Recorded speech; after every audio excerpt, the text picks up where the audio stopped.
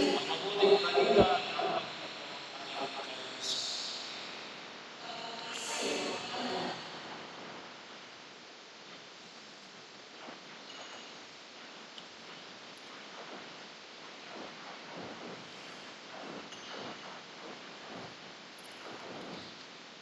noong panahon yung sinabi ni Jesus sa kanyang mga apostol, huwag kayo matakot sa mga tao, walang natatago na di nalalantad, o nalilig na di magugunyag.